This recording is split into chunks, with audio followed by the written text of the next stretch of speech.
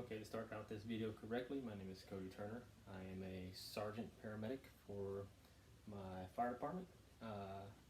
Recently moving into a position more involved with training.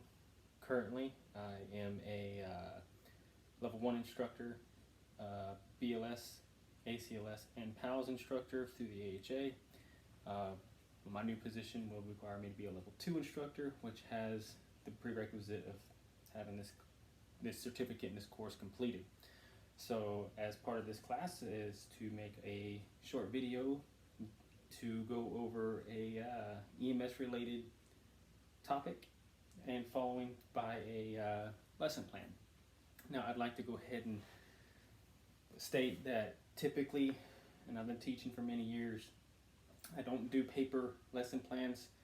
These things are kind of wasteful in my opinion. They wind up in the bottom of someone's floorboard or in the trash right after the class. So I try to stick to the PowerPoint stuff. I'm not a death by PowerPoint instructor by no means, but it kind of keeps the messiness in the trash after a class to a minimum.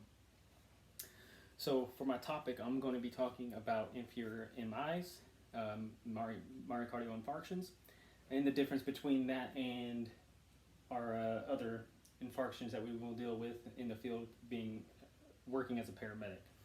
The reason I'm choosing this is to kind of demonstrate to anybody that may see this that there is the one difference of all the infarctions that we're going to deal with. We got to really pay attention when we're dealing with these inferiors and the different ways we're going to treat that versus a lateral or a septal or an anterior MI. So standing in my daughter's room, I have my daughter's whiteboard that I'm using for this to depict a 12 lead as we would see it after we print it off of our monitor. We know that most of our QRS segments should be in a positive deflection. If we don't, we know we're looking at a left axis deviation, extreme right, and of course we don't see those extreme right deviations anymore, or rarely ever. But we also know we got to watch for our wave progression as we're going through our V leads. Looking at a normal ECG, that's basically how we will be seeing it. Looking for deviations off that will tell us that the person's experiencing a cardiac event or has a cardiac history, sometimes not even knowing it. With a inferior MI, we'll be looking with lead 2, 3, and AVF, which will show us the elevation ST segment, and with the patient being symptomatic. And most of the time when you see an inferior MI, you will have a symptomatic patient. They'll be altered, they'll be clammy. More often than not, they will be hypotensive.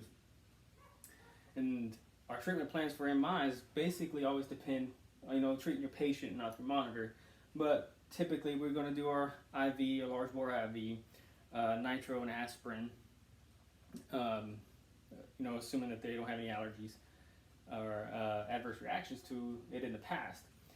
But is what I'm trying to cement and really push out there is the old habit that we're sticking to that same treatment plan with inferiors because we're not. We have such a large risk of knocking out their preload. If we don't have a preload, we don't have an ejection, afterload, no ejection fraction, you're looking at a bad patient. So one thing we got to always make sure we're looking at with an inferior MI is to try to withhold that nitro. More often than not, we're not going to be able to give it anyway because our blood pressure is not going to be where we need it to be. But even if it is, we want to be real careful with it. We want to try to steer away from that nitro as much as possible. If they're still alert enough and maintaining their airway able to swallow, by all means, give them the aspirin. But another medicine that we can possibly look at if we carry it within your service is morphine. And the reason why we're going to give them morphine is it releases or lowers the oxygen demand on the heart. Of course, it's going to be starving for oxygen if it's got an occlusion in there, so that's a good thing to keep in the back of your mind if we're going to, trying to help out our patient, trying to get to that cath lab.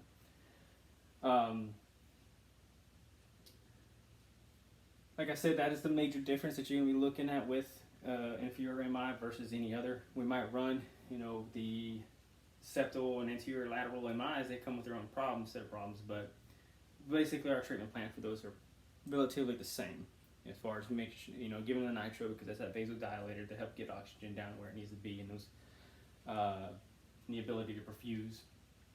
And given aspirin because it's a platelet inhibitor, and it kind of helped that clot from getting worse. But that's it for me. Wanted to give that quick scoop on dealing with the different variations of MMIs, most specifically with those inferiors. Hope you like this lesson. Hope it meets the requirements. Thank you.